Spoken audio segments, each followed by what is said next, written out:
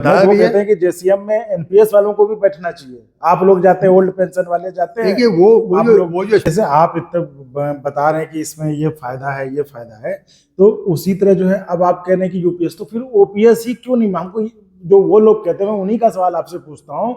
जो एनएमओपीएस है, जो विजय बंधु का संघ, वो कहता है कि हमको हूबहू ओपीएस चाहिए। देखिए ऐसा है। नमस्कार, मैं चंदन कुमार और आप देख रहे हैं अपना पसंदीदा चैनल अंगवानी। आज हमारे साथ एनआरएमयू, जो कि उत्तरी रेलवे का बड़ा संगठन है, नॉर्दर्न रेलवे मेंस यूनियन, उनके अध्यक्ष हैं एसके त्यागी साहब। एसके त्यागी साहब उस संगठन में है जिसके जनरल सेक्रेटरी शिव गोपाल मिश्रा जी भी हैं, जिनको कि आप सुनते ही रहते हैं। सर, बहुत स्वागत है आपका। धन्यवाद। सर, रेलवे के चुनाव बहुत चरम पर है और हर तरफ से प्रचार खूब चल रहा है, तो कर्मचारी तो पूछ ही रहे होंगे यूपीएस के बारे में कि आप यूपीएस लेके आए, गए थे ओपीएस के लिए, लड़ाई लड़ रहे थे, पूरा लड़ाई लड़े आप ओपीएस के लिए, रामलीला मैदान में रैली किया आप इतना बड़ा, और आप लेके आए हैं यूपीएस। पूछते हैं कि नहीं कर्मचारी? देखिए ऐसा है कि कर्मचारी तो उतने अज्ञानी नहीं है कि वो चीज़ों को नहीं समझते हों।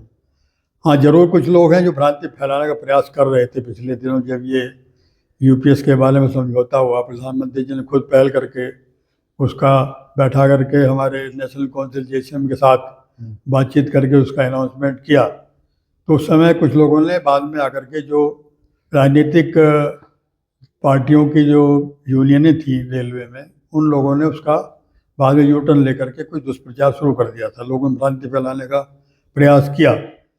हम इस बात को दोबारा से बहुत ही मजबूती के साथ कहना चाहते हैं कि जब दिसंबर 2003 में ऑर्डिनेंस जारी हुआ था, नोटिफिकेशन जारी किया तत्कालीन सरकार ने, जब इसका आभास हो रहा था, तभी हमारे तत्कालीन महामंत्री जो एआरएफ के महामंत्री थे और नॉर्दर्न रेलवे मेंस यूनियन के महामंत्री थे स्वर्गीय जेपी चौबे जी, उन्होंने उसका तभी से विरोध किया था, लिख करके विरोध किया था कि ऐसी कोई योजना ना लाई जाए जिससे कि रेल कर्मचारियों का और सरकारी कर्मचारियों का रिटायरमेंट के बाद का जो जीवन है वह निश्चित हो जाए, और जो सामाजिक सुरक्षा बहुत लंबे समय के प्रयास के बाद, स्ट्रगल के बाद सरकार ने दी थी, वो ख़त्म हो जाए और लोगों को जो है वो बाज़ार के हवाले कर दिया जाए, और वो क्या ले पाएंगे क्या नहीं ले पाएंगे इसकी अनिश्चितता हो जाए। ये समय हो गया था। लेकिन आप ये कह रहे हैं सर, लेकिन लोग जो कमेंट करते वीडियो में, वो तो ये कहते हैं कि आप लोग उस समय जब एनपीएस आया तब फायदे गिना रहे थे और अब जो यूपीएस का फायदा। देखिए, ये बात जो भी बात कह रहा है उसको किसी बात का ज्ञान नहीं है। हम जब से एनपीएस का नोटिफिकेशन जारी हुआ, डे 1 से नॉर्दर्न रेलवे मेंस यूनियन और ऑल इंडिया रेलवे फेडरेशन, जिसका राष्ट्रीय संगठन है, लगातार इसका विरोध करते रहे हैं। लगातार हमने कभी भी ना उसके फायदे गिनाए किसी को, ना ही हमने उसको कभी अच्छा बताया। हम तो हमेशा ये बात कहते रहे कि जो ये नई योजना है बाजार के हवाले कर देगी लोगों को रिटायरमेंट के बाद, और उनका जो जीवन अभी चल रहा है ओपीएस में जो लोग गवर्न है, वो उससे बिल्कुल ही महरूम हो जाएंगे और वो बिल्कुल परेशान हो जाएंगे। जो हालात पेंशन मिलने से पहले हुआ करते थे उसी हालात में लोग पहुंच जाएंगे। हमेशा हमने इसका विरोध किया और बहुत सारे आंदोलन भी किए इसके खिलाफ। मतलब तो ये कहना बिल्कुल गलत है कि नॉर्दर्न रेलवे मेंस यूनियन या ऑल इंडिया रेलवे फेडरेशन ने कभी एनपीएस को स्वीकार किया हो या एनपीएस का फायदा किसी को गिराया हो। मतलब आप ये कह रहे हैं कि आपने एनपीएस का कभी सपोर्ट ही नहीं किया, उसका कभी नहीं किया, कभी नहीं किया, बिल्कुल भी नहीं किया। जो ऐसी बात कह रहा है उसको ज्ञान नहीं सकते। तो कैसा विरोध कर रहे थे कि यूपीएस आ गया? हम लोग विरोध लगातार कर रहे थे, तो मांग भी हमारी ओपीएस थी, लेकिन हमने ये भी कहा कि हम खाली नोमेनक्लेचर से बंधे हुए नहीं हैं कि ओल्ड पेंशन स्कीम ना हो उसी समय हम उससे बंधे हुए हैं। हमारा ये सोचना था कि जो भी योजना ओल्ड पेंशन स्कीम में जो प्रावधान है, जो योजना उनके पास पहुंचती हो या उन्हीं के सारे प्रावधानों को देती है, उनको हमको ले लेने में कोई दिक्कत नहीं है। यही सरकार की तरफ से जो कमेटी बैठी उसने कहा कि आपको ओपीएस से क्यों लगाव है, हम उससे भी अच्छी स्कीम इसमें कुछ ला दे तो आपको क्या दिक्कत है। हम लोगों से कहा कि आप बताइए कौन सी स्कीम आप लाना चाहते हैं। कौन सी सरकार से? जो कमेटी बनी हुई थी इसके लिए। अच्छा, अभी जो बनी हुई थी, उसने कहा कि आप ओपीएस से क्यों इतना ओपीएस के शब्द को पकड़े हुए हैं। हमारे नेताओं ने कहा कि नहीं, हम ओपीएस के शब्द को नहीं पकड़ रहे हैं, ओपीएस में जो प्रावधान है हम उसकी अपेक्षा करते हैं आपसे। कहा वो प्रावधान कर दीजिए, नाम कुछ भी रख दीजिए, हमें नाम से क्या लेना देना है। हमारा मकसद तो वो है कि ओल्ड पेंशन स्कीम में जो भी प्रावधान रिटायरमेंट के बाद है कर्मचारियों के लिए, उसको आप रेस्टोर कर दीजिए, बहाल कर दीजिए, हम बहुत खुश हो जाएंगे। तो जो जो जैसे विजय बंधु जी और भी जो ओल्ड पेंशन की लड़ाई लड़ रहे हैं, वो कहते हैं कि जब इतना सब कुछ अच्छा है ही, इतना सब कुछ मान ही रहे, तो एक लाइन कह क्यों नहीं देते, ओल्ड पेंशन ही देते, तो क्या आप क्या है, तो वही कहते हैं ओल्ड पेंशन। देखिए, हमारी फेडरेशन का इतिहास ये रहा है कि हम लोग संघर्ष करके और समझौते पर भी विश्वास रखते हैं।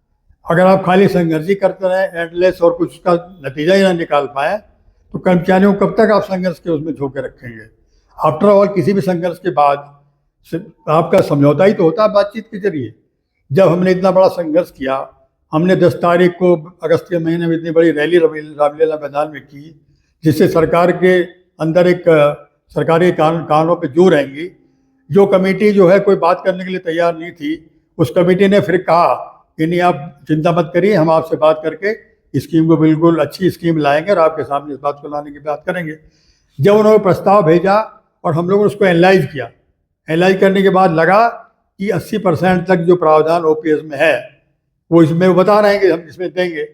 तो ये भी बात हम लोगों ने सोचा कि जो ओल्ड पेंशन स्कीम भी ओरिजिनली आई थी 1957 में, उसमें भी बहुत सारी खामियां थी। उस समय जो शुरू में लागू हुई, उसमें 33 साल की क्वालिफाइंग सर्विस पर पेंशन मिलती थी, 30% पेंशन मिलती थी, उस पर डीएनए स्लिप भी नहीं था, फैमिली पेंशन का प्रावधान भी बाद में हुआ। उसमें अनेक 30 अमेंडमेंट होने के बाद वो पेंशन योजना वर्तमान स्वरूप में आई है। तो जो अब यूपीएस आया है, उसमें उसके करीब जाने का काफ़ी हद तक रास्ता हुआ है तैयार। लेकिन जो भी उसमें अभी मैं नहीं कह रहा कि बिल्कुल ओल्ड पेंशन स्कीम का रिप्लेसमेंट हो गया उसमें, लेकिन काफ़ी हद तक जो उसमें प्रावधान है उसमें मिलने का काम हो गया है। उसमें कमी क्या है कि हम जो पूरी पेंशन 20 साल में मिलनी चाहिए ओपीएस में, इसमें 25 साल में मिल रही है। जो फैमिली पेंशन उसमें इसमें भी 60% मिल गई जो उसमें मिलती है। जो मिनिमम पेंशन है इसमें उससे बेटर मिल गई है, उसमें 9,000, इसमें 10,000 रुपये मिनिमम पेंशन है। डीआर का भी प्रावधान हो गया है। एक जो समस्या बची है वो है कंट्रीब्यूशन ऑफ द एम्प्लॉइज। उस पर हम लोग अभी भी चिंतित हैं, उसको किस तरीके से उसको भी कर्मचारियों के खाते में वापस ला करके देने का काम करें। तो उसके लिए भविष्य में संघर्ष किया जाएगा और उसको लाने का काम किया जाएगा। लेकिन आप ये भी सोचिए कि नई पेंशन योजना से जो लोग रिटायर हो रहे थे उनको कितनी पेंशन मिल रही थी। किसी को बेचारे को 2,500, किसी को 1,200, किसी को 4,500। तो क्या उसमें गुजारा कर सकते थे? इस पेंशन योजना यूपीएस के को लागू करा लिया जाता है तो कम से कम 10 साल की मिनिमम सर्विस के बाद 10,000 रुपये मिनिमम पेंशन, उस पर डीआर मिलेगा। तो उससे तो कहीं बेहतर स्थिति होगी। और अगर 25 साल की सेवा कर लेते हैं तो 50% of the last 12 years average का आधा 50% मिलेगा और साथ में डीएनए स्लिप भी उसके ऊपर मिलेगा। तो इसलिए हम लोगों ने इस बात को माना कि चलो भाई, काफ़ी कुछ हद तक ये प्रावधान इसमें आ रहे हैं तो इसको ले लिया जाए और जो चीज़ें उसमें बची हुई हैं उनको आगे संघर्ष करके उसको हासिल किया जाए, जैसे पुरानी पेंशन योजना में किया गया था। तो सर, जैसे आप इतना बता रहे हैं कि इसमें ये फायदा है, ये फायदा है, तो उसी तरह जो है अब आप कह रहे हैं कि यूपीएस, तो फिर ओपीएस ही क्यों नहीं? हमको जो वो लोग कहते हैं, मैं उन्हीं का सवाल आपसे पूछता हूँ। जो एनएमओपीएस है, जो विजय बंधु का संगठन, वो कहता है कि हमको हूबहू ओपीएस चाहिए। देखिए, ऐसा है कि वो राजनीतिक संगठन है। अच्छा। राजनीतिक संगठन में जो लोग हैं, जो राजनीतिक जिनके आका हैं, उनकी समस्या दूसरे टाइप की है। उसको आप समझ सकते हैं, हम भी समझ सकते हैं। विजय बंधु जी की जो परेशानी है उसको आप शायद कम जानते हो, हम लोग जानते हैं। उनकी परेशानी ये है कि उनको भी उस जो समझौता हुआ तो उसमें क्यों नहीं बैठने का मौका मिला। उनकी पीड़ा ये है। और वो किसी राजनीतिक पार्टी से सपोर्टेड हैं तो वही बात कर रहे हैं जो उनको करनी चाहिए। तो वो कर्मचारी भी तो कहते हैं कि आप लोग ओल्ड पेंशन वाले हैं और जाते हैं न्यू पेंशन वाले का चर्चा करने। हम तो नए पेंशन वालों को भी ले जाने के लिए तैयार थे। हमने कहाँ मना किया कि आप मत चलिए। हमने तो ये कभी नहीं कहा। नहीं, जो बच्चे नई पेंशन स्कीम में है हमने उनसे हमेशा बात की है, उनके सामने बताया भी है। कहते हैं कि जेसीएम में एनपीएस वालों को भी बैठना चाहिए। आप लोग जाते हैं, ओल्ड पेंशन वाले जाते हैं। देखिए, वो जो स्ट्रक्चर है उसको कोई हम और आप नहीं बदल सकते। उस स्ट्रक्चर में जो राष्ट्रीय संगठन है डिफरेंट सेंट्रल गवर्नमेंट के, उन्हीं के जो नेता हैं वही उसका भाग बन सकते हैं। तो ये तो नहीं कह सकते कि रातों रात उसमें किसी और को बैठा दिया जाए या कोई और आ जाए जो उसमें। लेकिन एक बात तो माननी चाहिए कि वो लोग भी तो उनके जो हित है उनकी पूरी रक्षा के लिए कटिबद्ध हैं। वो कोई किसी के साथ बार्गेनिंग थोड़ी करके बैठ गए हैं। जो भी कुछ उनको दिलाया जा सकता है बेस्ट से बेस्ट, जो उनके हित में हो सकता है, हमेशा उसी टाइप के समझौते कराए गए हैं।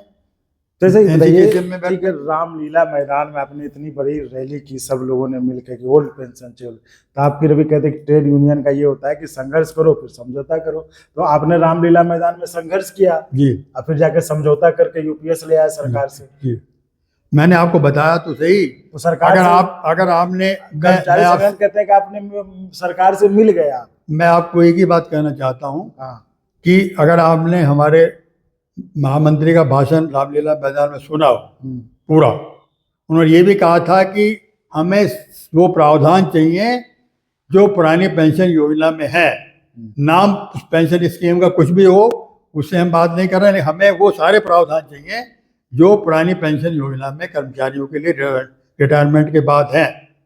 तो ये आप नहीं कह सकते कि हमने कुछ और कहा था, हमने कुछ और समझौता कर लिया। और ये बात मैं आपको दावे के साथ कह सकता हूँ कि ऑल इंडिया रेस फेडरेशन के महामंत्री या इसकी और भी जो भी हमारे लीडरान हैं, उनको कोई दुनिया की ताकत खरीद नहीं सकती, भारत सरकार नहीं खरीद सकती, कोई विदेशी ताकत भी नहीं खरीद सकती। वो कर्मचारियों के हितों को ताक पे रख करके ना उन्होंने कभी कोई समझौता किया है और ना ही भविष्य में करेंगे, और ये भी समझौता कर्मचारियों के हितों की अनदेखी करके बिल्कुल नहीं किया गया है। मैं आपको इस बात का आश्वासन देना चाहता हूँ। कर्मचारी हमें आश्वासन है, कर्मचारी मानेंगे तब तो। कर्मचारियों को हम लोग बता रहे हैं, और जो कर्मचारी इस बात को समझ रहे हैं, रेलवे में मान रहे हैं, जो कर्मचारी इस बात को समझ पा रहे हैं वो बिल्कुल मान रहे हैं।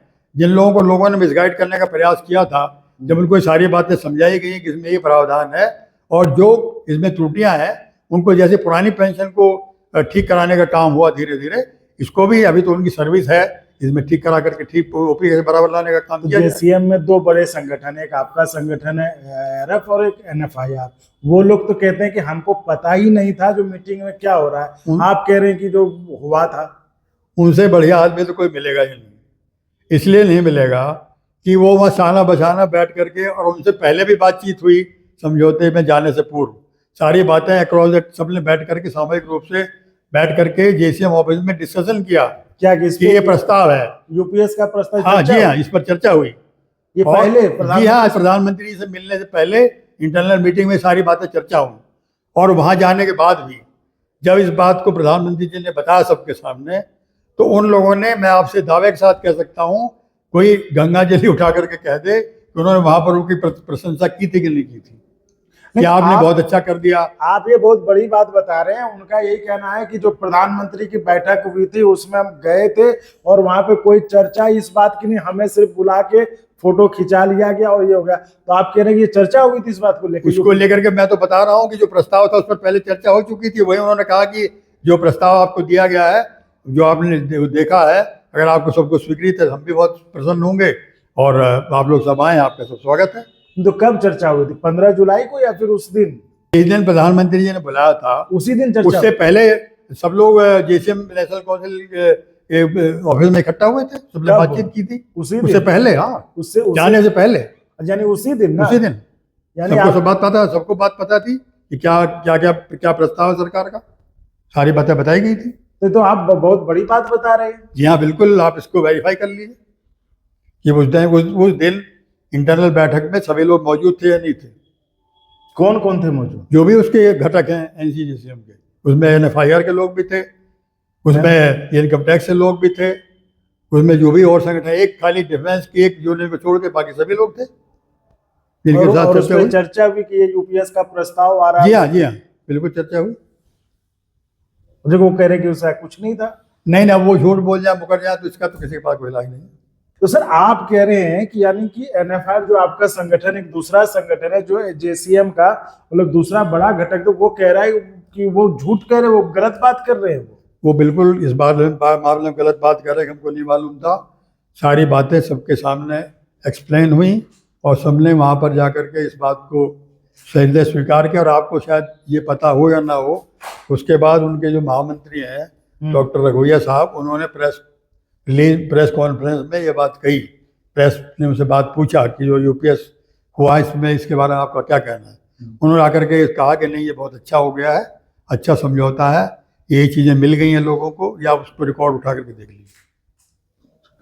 तो अच्छा चलिए, ये तो हो गया। तो क्या रेलवे कर्मचारी, आप जो समझा रहे हैं लोगों को यूपीएस के बारे में, जो फायदे गिना रहे हैं, क्या उससे रेलवे कर्मचारी संतुष्ट है? चुनाव में रेलवे प्रचार कैसा चल रहा है? कर्मचारी जो है, जब हम इन बातों को ठीक से उनको समझा पा रहे हैं, निश्चित तौर पर वे सेटिस्फाइड हैं।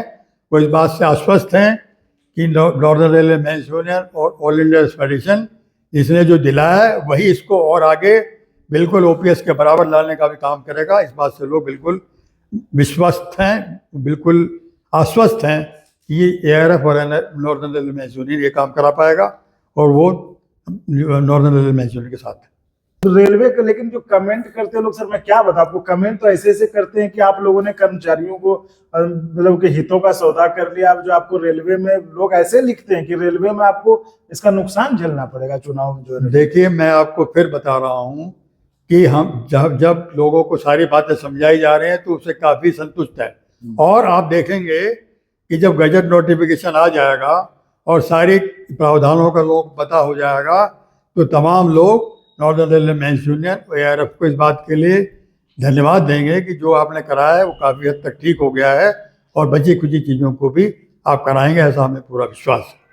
तो यदि हमारी खास बातचीत एनआरएमयू के अध्यक्ष एसके त्यागी साहब से, जो कह रहे हैं कि यूपीएस कर्मचारियों के हित में है और ये फैसला सोच समझ के कर्मचारियों के हित में लिया गया है।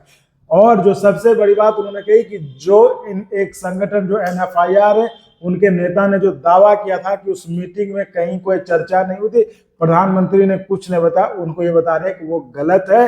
जबकि वहां पर उससे पहले भी एनसीएम जेसीएम के जो लोग थे उनकी बैठक हुई थी और उस पर यह चर्चा हुआ था कि सरकार का ये प्रस्ताव है, और प्रधानमंत्री ने भी ये कहा था। ये इनका त्यागी साहब का ये दावा है। तो साथियों, इस वीडियो में फिलहाल इतना ही। आप ऐसे ही चैनल को लाइक शेयर सब्सक्राइब करते रहें, और संभव हो तो ज्वाइन भी करिएगा, जिससे हमें आपके लिए और गुणवत्तापूर्ण कंटेंट के निर्माण में मदद मिले। धन्यवाद सर। धन्यवाद, बहुत बहुत धन्यवाद। और अगर आपको अच्छा लगा तो एक बार और आपको मैं कहना चाहूँगा कि आप इसको प्लीज सब्सक्राइब और शेयर करते रहें, ताकि हमारा भी मनोबल और सपोर्ट बना रहे।